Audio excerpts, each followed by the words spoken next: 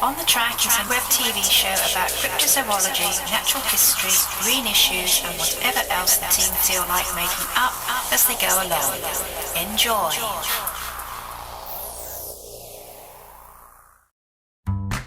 When I was at school, there was a series of silly and mildly obscene rhymes, which all began dictation, dictation, dictation. We all went down to the station. And I wonder if you can guess who's at the station today?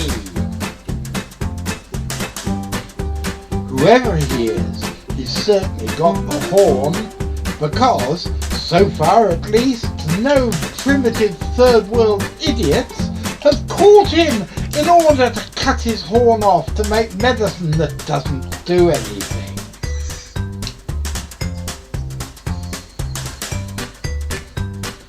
So, I wonder if you can guess who it is. Yes, it's Wally the comedy rhinoceros who's gone to Barnstaple Station in order to greet this episode's special guest.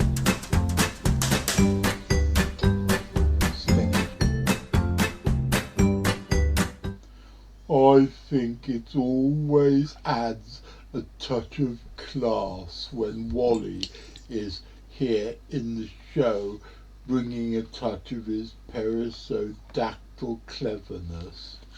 Well done to everyone involved.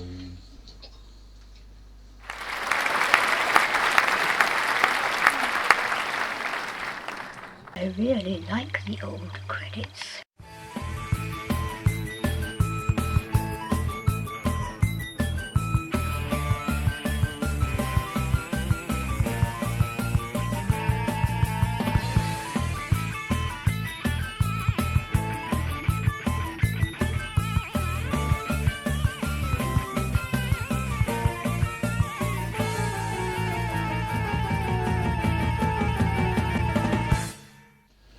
Well, ladies and gentlemen, as you know, I've been promising you a very special announcement for some time. And I've been promising you guests, special guests, for a long time. But if you look over there, the sofa is bare. There is nobody there. That's a really good bit of assonance. I didn't mean to do that. There's nobody on the sofa. I wonder why there is nobody on the sofa when I promised you a special guest. All shall be revealed. My special guests are on the other sofa. Ladies and gentlemen, from the left, it's Richard Freeman, Geordie Jackson, and the guy with the hat. So guys, what's happening? We're going back to Sumatra. Well, me and Geordie are going to Sumatra. Richard is going back to Sumatra. That's fantastic. When are you going? Well, we're going to go in August, the last 3.5 weeks in August, travelling to hopefully Pandang, and then onto the camp, and then we're going to be looking for the around Pendek, and hopefully a large golden cat coloured with a mane called a chigao that is apparently in that area, but there are certain accounts of it being there. That's fantastic. Richard, this is going to be what, your fifth, your sixth? Sixth visit to Sumatra. I think it's very important that the CFZ have made it their policy, made it our policy, to continue research in various places rather than do what so many people do and go to a different location each time, each year, and spend a couple of weeks there and then bugger off and never go back. Because you've been going there now for 19 years and you've done in-depth research that I don't think anybody else who's not on the ground has been able to do, not in this volume. To my knowledge, I am the Westerner who has been back there more than any other. I mean, Debbie Martyr lives there, so she's there permanently. Jeremy Holden was there for quite a long time.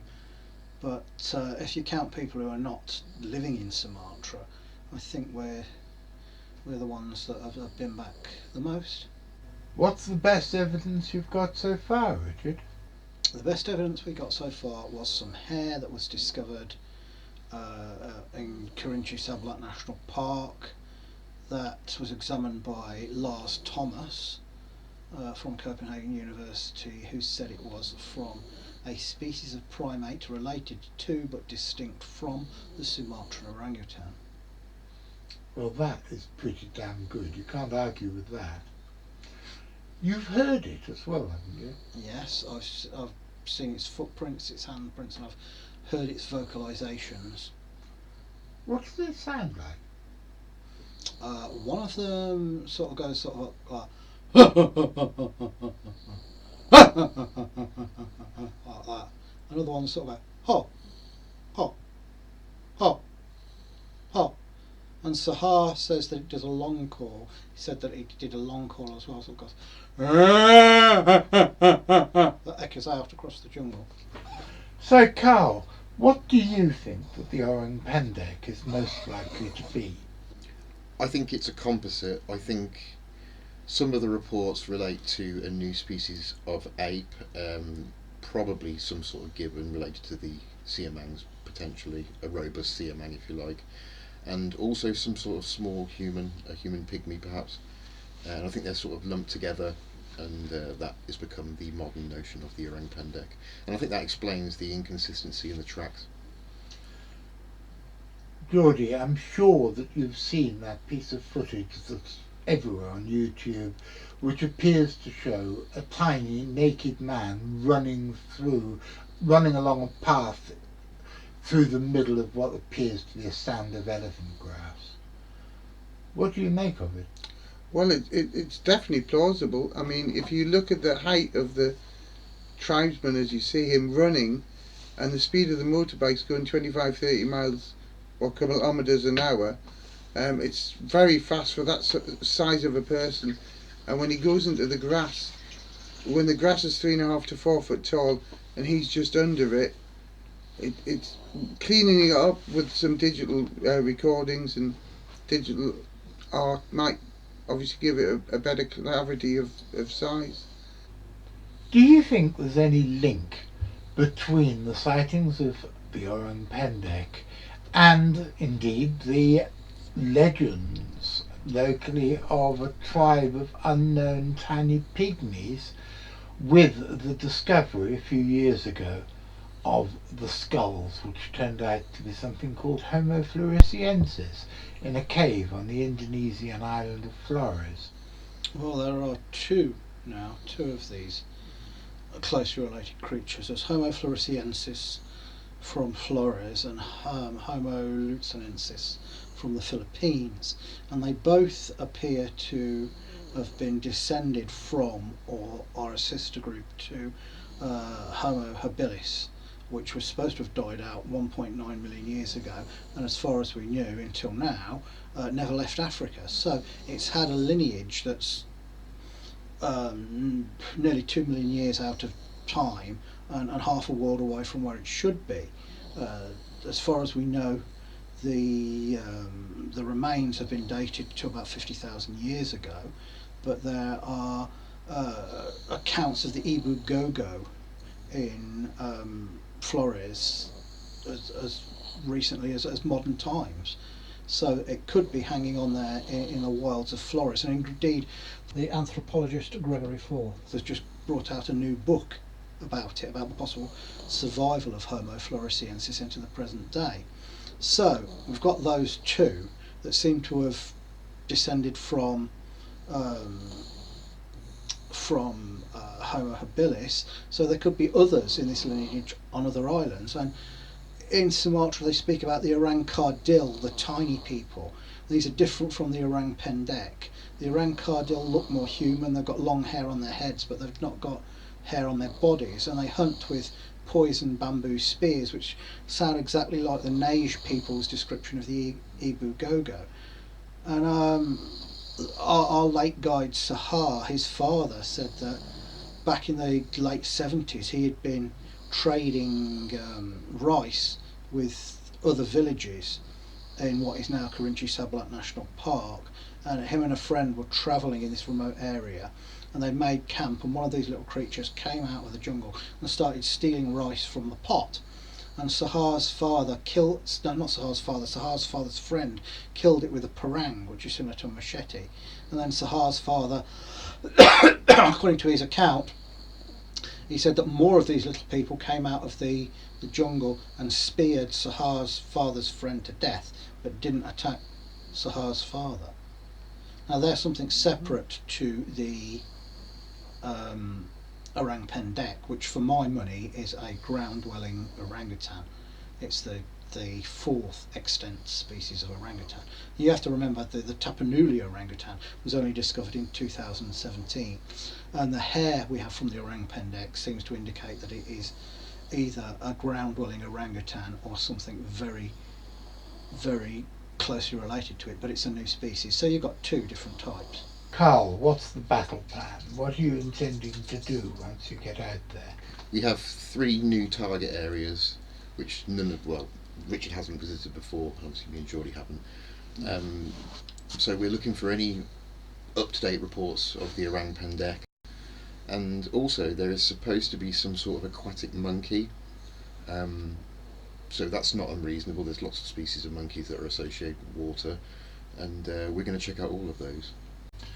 But of course, Carl, Richard and Geordie didn't convene here at CFZ HQ just to tell you all about the expedition. We also had a Zoom conversation with Dally Sandradiputra, a Sumatra-based orang pendek researcher who, as he has on the last few expeditions, is acting as our Mr. Fixis and coordinator on the ground in Sumatra.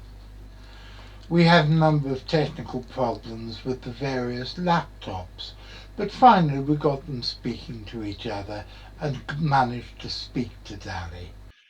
Hi, Dally. Have there been any recent orang pendek reports? Yes, not too much, but still is going on. Many report about the orang pendek, in Sumatra as well. So like last 2 months or 3 months ago, there is a sighting in Medan. So where we're going, you say there's 3 different areas, Dally. Are these mountain jungle or flat jungle? Flat jungle, because when I was there, I was finding the new creatures. It's like the orangadang. We call it Sumatran Bigfoot. The footprint bigger than orang pendek. They're similar with the human. So that make me interesting to give you your information about this, because nobody people in the world to publish about this one in Sumatra for today. So I hope the CFZ for the first time to publish about the orangadang or Sumatra Bigfoot. And then second area, we are going to the aquatic monkey. That's also interesting to do some research there. Yeah, that would be really good. Right, yeah. This other creature, how is it different from orang pendek except in size? Does it look different? Yes, look different. The footprint, the long about the 50 centimeters. But the same with human, very bigger, and then same with human. Also, the looks like these creatures described based on the witnesses told to me. Really big, about 2 meters, and then red hairs, red hairs. Yeah. All right, Yeah, red hairs, So he can climb the tree as well. That's based on the witnesses told to me like that. Has anybody reported any Yes. of orang kardil, the little Orang kardil, yeah, we can find in West Sumatra, because it's like a beagle. People from West Sumatra told to me the name about the beagle is like the cowboy from the pig. The orang kardil are said to herd wild pigs in the forest. Hence Dally's description of them being like cowboys for pigs. When you say wild pigs, is that the same species as the wild swine found in the rest of Eurasia? I think they will be talking about the bearded pig in Sumatra. Yeah. So they can call the beagle coming in the in the after before night. Yeah. Mm. You can try it as well if you want to do that. Yeah. I can't think of What anything. is the what is the tiger population like in the three new locations we're going to be visiting? I mean, is there more chance of seeing tigers there than there was in the national park?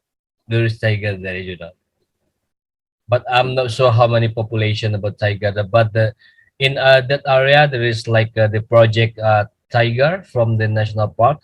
Also put camera trap, but we are going to this different places. Nice to talk to you again, Dally. Yeah, nice to know you, Nice Golly. to talk See you, you. Dally. See you. Say Hey, hello Golly, to you your take wife. care, mate. Yeah? Yep. Bye bye, my Don't We'll worry. be in contact. Bye bye. Right, Bye-bye. thank you. Bye. Bye. Regular viewers will know that I'm fascinated by out-of-place migrant Lepidoptera, and there has been a whole spate of interesting things happening in the last few days. And I'm filming, by the way, for those of you who are trying to make notes of such things, I'm filming on the 17th of May. This is a moth called a striped hawk moth. It is found across much of Africa, Arabia, India, and up into what used to be Soviet Central Asia. And it's also found in small parts of southern Spain. However, as you can see from this map, it does migrate north into large parts of Europe, including the British Isles. It is, however, a regular, though very scarce, visitor to the United Kingdom. I'm filming this on the 17th of May, and in the last few days there seems to have been an enormous, by moth standards, an enormous influx of these beautiful moths into the British Isles. There have been no less than 9 records that I know of in the last 3 days. And whilst not completely unprecedented, this is the sort of thing that I think should be noted here on the track, because we study anomalous animal behaviour and the arrival of such large numbers of these moths, because remember they've all turned up at light traps, which means only a small, very small percentage of British gardens have light traps. The vast majority don't, which means that the 9 records that we've had from the last 3 days are almost certainly just a tiny proportion of the numbers of these beautiful moths which have turned up in the British countryside over the last week. So I think it's an interesting enough anomaly for us to cover here, and I would urge you all to keep your eyes open, and if you get pictures of any strange looking moth, especially hawk moths, which are things that I find particularly fascinating, please take a picture and let us know in the comments below. Now, whilst we're on the subject of what my late mother would have called creepy crawlies, Geordie gave me this interesting snippet of film that he took whilst he was in a wildlife park in Queensland, Australia, and it tells us more than any of you arachnophobes out there would like to know about one of the world's most poisonous spiders. Preceding 1981, there hasn't been a single fatality from funnel-web spider bite in Australia since that year. Now, that also coincides with the introduction of the anti-venom program for funnel-web spider, and that anti-venom program is obviously very special to the reptile park, because we are the sole supplier of raw spider venom for the funnel webs to the Seqirus, the Commonwealth Serum Laboratories, for the production of anti-venom. So every life that's been saved from funnel web spider bite in the last 30 odd years, or close to 40 years, Reptile Park has played a very, very big part in that. And I've been lucky enough to meet a few people that have been recipients of the anti-venom. A few of those were young kids, and it just shows to show how important the program is. If you imagine if your small child was bitten by a funnel web spider and you need their life to be saved, how important it is. One of those was a 9-year-old boy. His name was Riley. He was going to a costume party. He was going to put on his Harry Potter costume. Inside of his Harry Potter costume was a male funnel-web spider, bit him on the forearm. Now, his parents remembered the videos from the reptile park. They applied the appropriate first aid. He went to hospital. He received 2 vials of antivenom. And luckily the little boy's life was saved and he's gone to live a perfectly normal childhood. But now comes the bit which I think would even have freaked me out. My father was terrified of spiders, which I never understood. I'm not scared of them, but I think I would draw the line at touching a captive funnel-web spider. I think that would be a really bloody stupid thing to do. But as you'll see here, lots of people don't agree with me. And then I'll show you how we actually ask people to catch them very, very soon. So you're going to look at a few things. Obviously her large abdomen, you're not going to see that on a male. That's the last portion of the spider's body. But also too, take a look at the size of her fangs. Funnel-web spiders have extremely large fangs. Their fang length is around 8 millimeters, and they're powerful as well. So if you're walking around in your backyard in a pair of cheap Dunlop volleys, very good chance that a funnel-web spider could penetrate through those very, very easily. Big enough. Now they do have fairly large legs as well. When you were working at the butterfly farm, Carl, you had quite a few out-of-place exotic spiders brought to you, didn't you? Yes. Usually wandering spiders, Brazilian wandering spiders, or Latrodectus, the black widow, usually. I assume that because of the stringent Australasian biosecurity legislation and controls that you never had a Sydney funnel-web spider brought to you. No, never. And out of the Latrodectus, we always had Latrodectus mactans. So we never ever had the redback spider from Australia. It was always the American hourglass widow. Did you ever have any situations when a member of the public had actually been bitten by one of these very poisonous exotic creatures? No, never. Never happened. I think there's something quite nuanced there, isn't there? That although everybody talks about how dangerous these things are, even in a situation where the creature would be likely to be scared and on alert because it's crossed the Atlantic Ocean on a banana boat or something, so they don't jump out and kill you, no matter what the horror film No. authors would have you believe. No, the wandering spider is quite aggressive, but that's obviously South American. The black widows, they're almost harmless, aren't they? You know, they are venomous and they are dangerous, but they're non-aggressive at all. You can handle them, no problem. We've done it lots of times, haven't we? Yep. If you want to support us and help us make more content like these, please press like, subscribe, follow our Facebook page and check out our Patreon.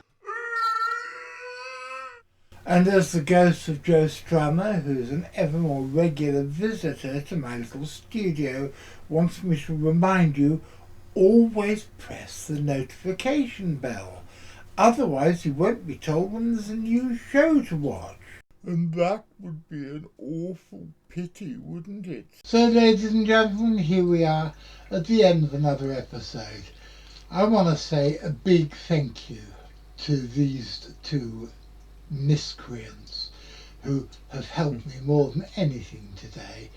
I don't know what I would have done without them, and I should say 3 miscreants, because I think Archie is being as much of a miscreant as Carl and Georgie today. But thank you very much to all 3 of you. I've had a lovely time doing this episode. I've really enjoyed it, and thank you for all your hard work.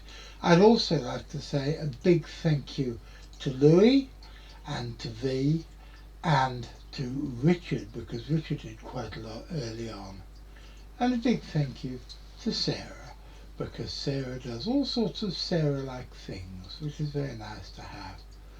I'll be back again on Wednesday, and am I going to tell you what I'm talking about on Wednesday?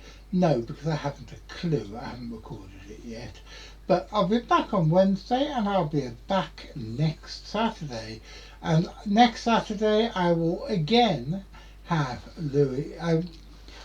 Next Saturday I will again have Carl and Georgie with me, and I think it's quite likely we'll have a couple of other special guests. I've got them lined up anyway.